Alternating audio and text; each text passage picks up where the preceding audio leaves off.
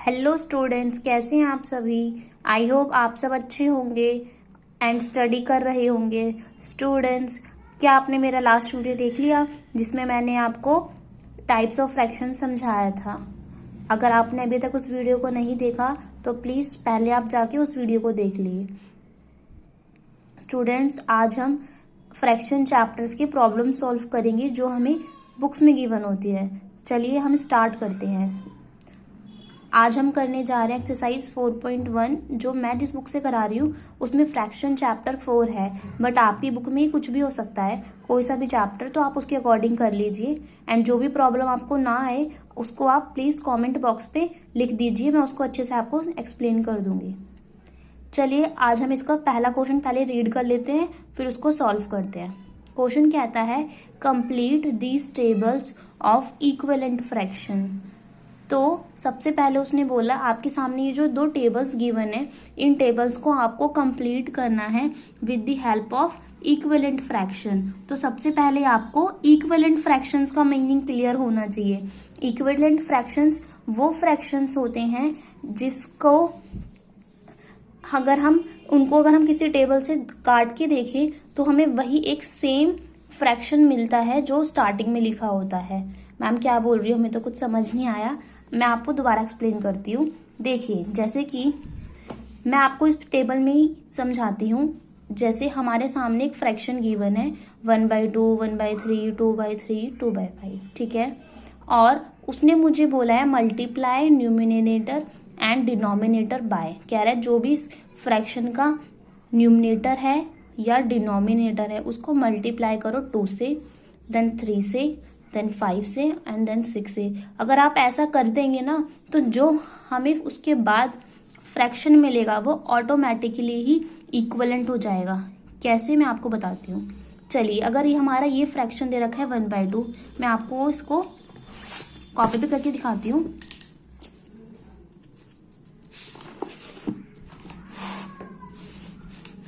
देखिए, जैसे कि मेरा अगर फ्रैक्शन है 1/2, अगर मुझे इसे मल्टीप्लाई कराना है न्यूमिनेटर को भी 2 से एंड डिनोमिनेटर को भी 2 से, तो मैं इसको अगर मल्टीप्लाई करूं तो 1 को 2 से मल्टीप्लाई करूंगी, 1 2 ज़ा 2 एंड 2 2 ज़ा 4। तो ये जो मुझे फ्रैक्शन मिला, this is my equivalent fraction to fraction 1/2 जो मुझे गिवन फ्रैक्शन था। मैम कैसे, देखिए, अगर मैं 2/4 को अच्छे से देखूं तो 2 और 4 ऐसा कौन सा टेबल है जिसमें 2 भी आए एंड 4 भी आए, मतलब ये दोनों नंबर कौन से एक ही टेबल से डिविजिबल हैं। तो बताइए, आप बोलेंगे मैम 2, तो 2 से अगर मैं डिवाइड करूं इसको और इसको भी तो क्या आएगा, जब मैंने 2 को 2 से डिवाइड कराया तो मेरा आंसर आया 1, एंड जब मैंने 2 से 4 को डिवाइड कराया तो मेरा आंसर आया 2। और देखिए, मुझे यही तो फ्रैक्शन गिवन था ना 1/2, तो जब मैंने 2 को मल्टीप्लाई कराया इस गिवन फ्रैक्शन के न्यूमिनेटर से और डिनोमिनेटर से तो मुझे मिला 2/4, तो ये मेरा इक्विवेलेंट फ्रैक्शन है। इसी तरह मैंने जब 1/2 फ्रैक्शन गिवन था और मैंने इसके न्यूमिनेटर एंड डिनोमिनेटर दोनों को 3 से मल्टीप्लाई कराया तो 1 3 ज़ा 3, 2 3 ज़ा 6, तो ये मुझे फ्रैक्शन मिला 3/6, जैसा कि मुझे मार्क करके दे रखा है बुक में 3/6। तो मुझे आगे का टेबल कंप्लीट करना है। अब मैम ये कैसे इक्विवेलेंट फ्रैक्शन है, इसके सामने देखिए कौन सा फ्रैक्शन गिवन था 1/2। अगर मैं जो मेरा फ्रैक्शन आया उसको अगर मैं काट के देखती हूँ तो क्या मुझे वापस 1/2 मिलता है, देखते हैं। अब मुझे बताइए ऐसा कौन सा टेबल है जिसमें 3 भी आए एंड 6 भी आए, तो आप कहेंगे मैम 3, तो 3 को अगर मैं डिवाइड कराऊं तो क्या आएगा आंसर। 3 के टेबल में 3 आता है 1 पे, 3 के टेबल में 6 आता है 2 पे, देखिए ऑटोमेटिकली वापस 1/2 आ गया ना। तो इक्विवेलेंट फ्रैक्शन का मीनिंग क्लियर हुआ कि जिसको मल्टीप्लाई कराए न्यूमिनेटर डिनोमिनेटर को सेम नंबर से तो वापस वही फ्रैक्शन लौट के आए। चलिए मैं इसको आपको इसी बॉक्स के अंदर करा के दिखाती हूँ। जैसे 2 को मुझे न्यूमिनेटर को मल्टीप्लाई कराना है 5 से, तो 1 5 ज़ा 5, 2 5 ज़ा 10, तो नीचे लिख देंगे बस। 1 6 ज़ा 6, 2 6 ज़ा 12, कंप्लीट हो गया मेरा फर्स्ट टेबल। आई होप आपको समझ आया। नेक्स्ट, अब हमें फ्रैक्शन लेना है 1/3। और उसकी इक्विवेलेंट फ्रैक्शंस बनाने हैं। तो अगर मुझे 1/3 फ्रैक्शन लेना है और मल्टीप्लाई कराना है न्यूमिनेटर को 2 से, तो 2 से कैसे कराते हैं, 2 से ऊपर भी 2 से नीचे भी, दोनों को कराना है, न्यूमिनेटर को भी डिनोमिनेटर को भी। तो 1 2 ज़ा 2, 3 2 ज़ा 6, तो फ्रैक्शन क्या आ गया मेरे पास 2/6। तो इधर क्या आ जाएगा 2 और डिनोमिनेटर में आ जाएगा 6। इसी तरह 1 को करूंगी 3 से, 1 3 ज़ा 3, 3 3 ज़ा 9, ऐसे करना। ठीक है स्टूडेंट। चलिए स्टूडेंट्स, अब मैं जल्दी से आपको उसी में फिल करके दिखाती हूँ। तो 1 को 5 से मल्टीप्लाई कराया 5, 3 को 5 से मल्टीप्लाई करा 3 5 ज़ा 15, 1 6 ज़ा 6, 6 3 ज़ा 18, 2 2 ज़ा 4, 3 2 ज़ा 6, बनते जा रही है, ऑटोमेटिकली इक्विवेलेंट फ्रैक्शंस हैं। ठीक है स्टूडेंट्स। 2 3 ज़ा 6, 3 3 ज़ा 9, 2 5 ज़ा 10, 3 5 ज़ा 15, 2 6 ज़ा 12, 3 6 ज़ा 18, 2 2 ज़ा 4, 5 2 ज़ा 10, 2 3 ज़ा 6, 5 3 ज़ा 15, 2 5 ज़ा 10, 5 5 ज़ा 25। आया स्टूडेंट्स आपको समझ। उसी तरह से मुझे एक और टेबल गिवन है, इसमें बस फ्रैक्शन कैसे दे रखे हैं, थोड़े बड़े बड़े दिख रखे हैं, लेकिन हमें कंफ्यूज नहीं होना बिल्कुल भी। हम कैसे करेंगे, 30/60 है, तो उसे किससे मल्टीप्लाई कराना है, 2 से, तो उसको मल्टीप्लाई कर देंगे न्यूमिनेटर को भी 2 से एंड डिनोमिनेटर को भी 2 से। ठीक है, तो इसको आप खुद से करिए ट्राई, अगर नहीं हो तो मुझे बताइए। चलिए स्टूडेंट्स, अब हम इसका क्वेश्चन नंबर 2 पढ़ते हैं। तो क्वेश्चन नंबर 2 कहता है fill in the boxes to make equivalent fractions. तो आपको कुछ बॉक्सेस दे रखे हैं और उसके सामने एक इक्विवेलेंट फ्रैक्शन दे रखा है। जैसे कि अगर मैं बी वाले पार्ट का फर्स्ट क्वेश्चन कहूँ, तो फर्स्ट क्वेश्चन दे रखा है 1/4 इज इक्वल्स टू, एक बॉक्स गिवन है एंड उसके नीचे 8 लिखा है। तो आपको कोई ऐसा नंबर यहाँ पे फिल आउट करना है जिससे ये जो नंबर बने वो इक्विवेलेंट हो 1/4 के। तो स्टूडेंट्स, दिस टाइप के क्वेश्चंस आपके एग्जाम में आते ही हैं, और अगर आपको एक बार ये क्वेश्चन अच्छे से समझ आ गया तो आपके मार्क्स कभी नहीं कटेंगे इस टाइप के क्वेश्चंस में। इस क्वेश्चन को कैसे सॉल्व करते हैं स्टूडेंट्स, जो भी मुझे गिवन फ्रैक्शंस हैं हम उस साइड पे जाते हैं।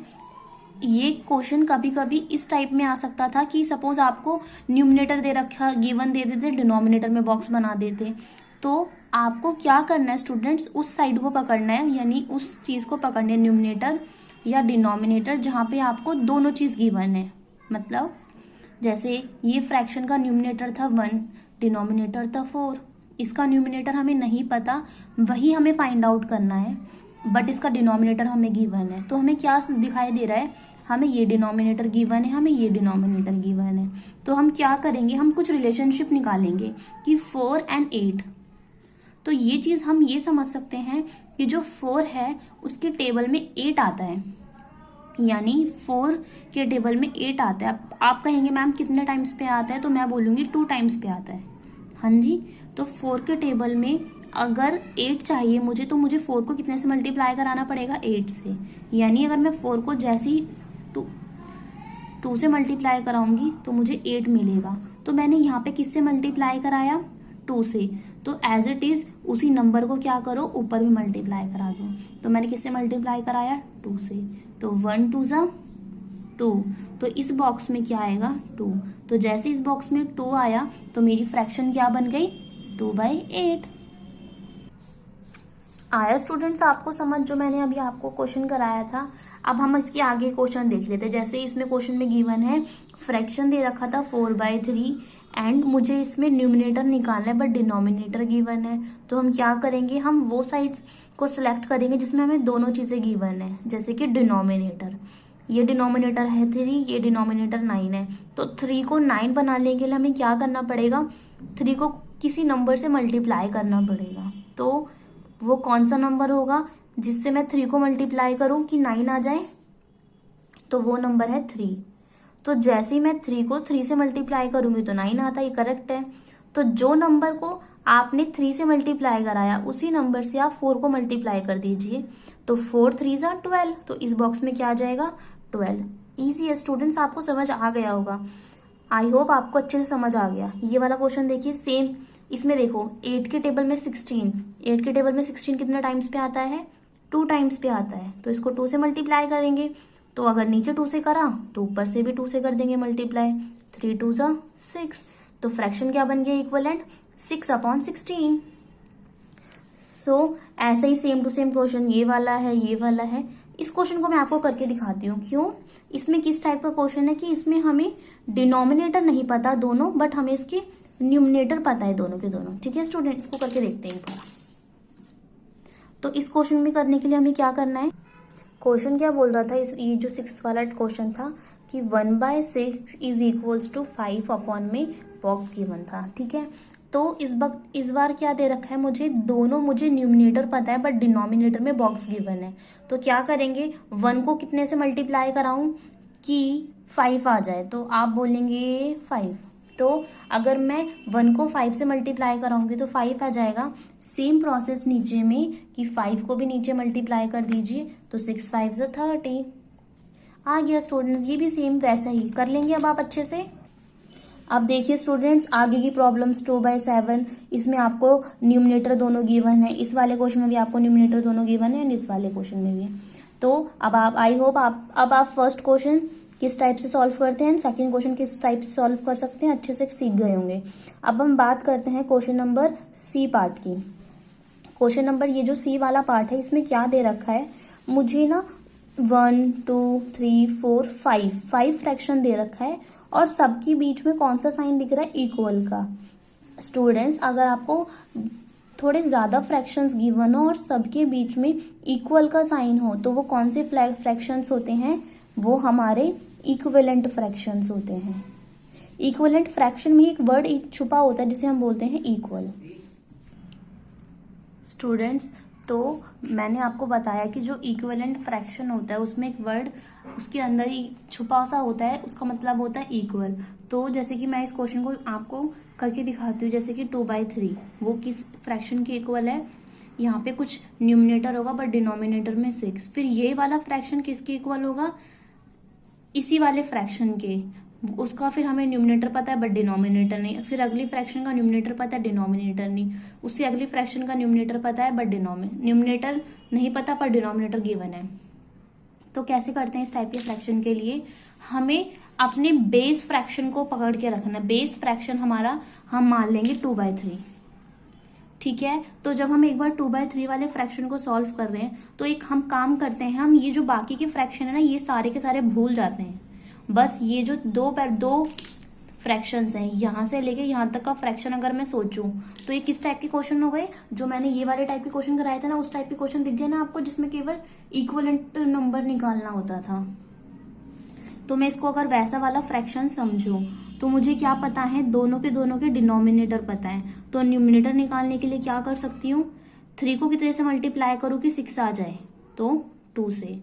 तो ऊपर भी 2 से मल्टीप्लाई कर देते हैं, तो 2 2 जा 4, तो यानी इस कॉलम में आना चाहिए 4। अब हम क्या करेंगे, अब ये वाला हमें नंबर गिवन है, पता चल गया, कोई बात नहीं, अब हमें ये निकालना है। तो इसको निकालने के 2 मेथड है। एक होता है, मैं सिखा देती हूँ आपको, दोनों से आंसर सेम ही आएगा। एक है मेथड 1 और एक है मेथड 2। मेथड 2 और मेथड 1 में क्या डिफरेंस है, मेथड 1 में हम क्या करते हैं, जो मेरा फ्रैक्शन सबसे आगे लिखा होता है जिसको मैंने बेस फ्रैक्शन माना था, इसको क्या करूंगी, इस फ्रैक्शन को पहले लिख लूंगी, इसको इक्वल करना है। अब ये वाला फ्रैक्शन के निकालना है ना मुझे नंबर, तो इसको इक्वल रखा 6 अपॉन में, इसका मुझे डिनोमिनेटर निकालना है। तो वापस जैसा हमने वो छोटा वाला फ्रैक्शन सीखा था इक्विवेलेंट निकालने के, अब मुझे क्या पता है, दोनों के न्यूमिनेटर पता है, डिनोमिनेटर नहीं पता। तो 2 को कितने से मल्टीप्लाई कराऊं कि 6 आ जाए, 3 से। तो नीचे भी 3 से मल्टीप्लाई कर देती हूँ, 3 3 जा 9। तो यानी इस वाले बॉक्स में आंसर आ जाएगा 9। ठीक है, this is my method number 1। अगर मैं मेथड 2 की बात करूं तो मेथड 2 का क्या क्या क्या फॉर्मूला होता है कि अब ये फ्रैक्शन से जस्ट पहले कौन सा फ्रैक्शन है ये, अब तो मुझे इसका न्यूमिनेटर भी पता है, इसका डिनोमिनेटर भी पता है। चलिए अब हम इसका मेथड 2 बताती हूँ। इसका मेथड 2 भी सेम टू सेम ही है कि जो भी फ्रैक्शन अब हमें निकालना, जैसे 6/9 ये फ्रैक्शन अभी मैंने आपको मेथड 1 से सॉल्व करके दिखाया था, बट आपको अगर ये वाला समझना है तो आप क्या करेंगे, इसे जस्ट पहले वाला फ्रैक्शन उठा लेंगे, जैसे कि 4/6, क्योंकि अब तो मुझे पता चल गया ना कि ये वाला न्यूमरेटर 4 है, तो 4/6 इसको इक्वल करना है 6 बाय कोई डिनोमिनेटर में नंबर होगा उसके। तो ये देख लीजिए कि 4 एंड 6 सॉरी, किस कौन से टेबल से डिविजिबल है, तो आप कहेंगे 2 से, क्योंकि 2 के टेबल में 4 भी आता है एंड 6 भी, तो इसे कट करिए। 2 के टेबल में आता है 2 4 पे एंड 2 के टेबल में 6 आता है 3 पे, तो दिस इज माई 2/3 फ्रैक्शन जो इक्वल होता है बेस फ्रैक्शन के।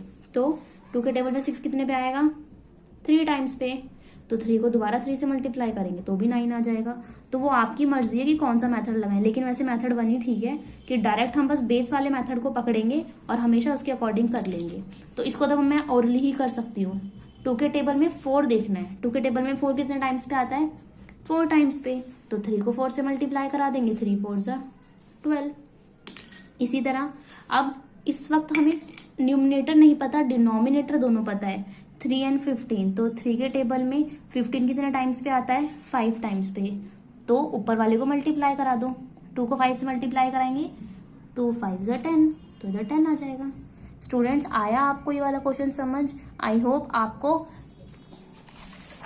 प्रॉब्लम 1 टाइप कैसे सॉल्व होता है, second type and C part तक समझ आ गया। नेक्स्ट वीडियो में हम इसका D part and E part सीखेंगे। उसके लिए आपको क्या करना है, 3 मैजिकल्स थिंग्स जो आप ही कर सकते हैं। मेरे चैनल को subscribe, like and comment. So students, take care.